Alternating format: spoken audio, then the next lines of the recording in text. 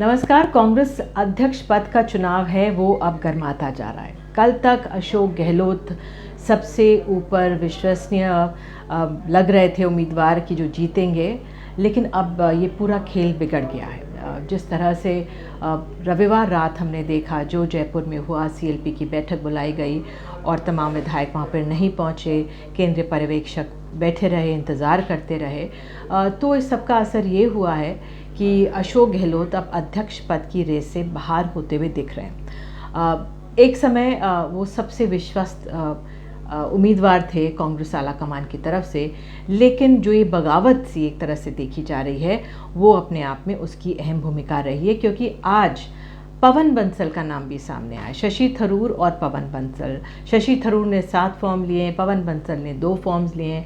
कुछ ही देर पहले हमारी पवन बंसल से बात हुई, उन्होंने सिरे से फ़ोन पे नकारा है बात करते हुए कि किसी भी तरह से वो चुनाव लड़ने जा रहे हैं। उन्होंने कहा कि हमें कहा गया तो हमने फॉर्म ले लिया है, 2 फॉर्म्स इसलिए लिए हैं कि कोई चूक ना हो, लेकिन मैं चुनाव नहीं लड़ रहा हूँ। This thought did not flash my mind, उनका ये कहना है, उन्होंने ये कहा है। लेकिन फ़िलहाल कहा तो ये जा रहा है चुनाव 17 को होंगे अक्टूबर को, और 19 अक्टूबर को नतीजे सामने आ जाएंगे, लेकिन अब नाम लगातार जुड़ रहे हैं। अशोक गहलोत बाहर होते हुए दिख रहे हैं, शशि थरूर, पवन बंसल, कल कमलनाथ ने भी मुलाकात की है कांग्रेस अध्यक्ष सोनिया गांधी से। कहा ये जा रहा था उन्होंने मध्यस्थता की बात की है, लेकिन सवाल उठते रहेंगे, लगेंगे कि क्या वो भी रेस में शामिल हो सकते हैं और कौन रेस में शामिल हो सकता है। दूसरी तरफ सचिन पायलट भी दिल्ली आ रहे हैं।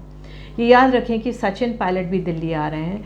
2 दिन से हम लोग अशोक गहलोत की चर्चा कर रहे हैं, लेकिन अब सचिन पायलट का दिल्ली आना ये भी बहुत मायने रखता है। वो दिल्ली आ रहे हैं, उनका आना क्या संकेत दे रहा है। वो अब क्या जो मुख्यमंत्री पद चाह रहे थे, अगर अशोक गहलोत निकलते हैं, और अशोक गहलोत शायद चाह भी नहीं रहे थे कि वो मुख्यमंत्री पद छोड़ें, तो क्या वो मुख्यमंत्री पद उनके साथ बना रहेगा, सवाल है। एक बार फिर से क्या सचिन पायलट के हाथ मुख्यमंत्री पद नहीं आएगा?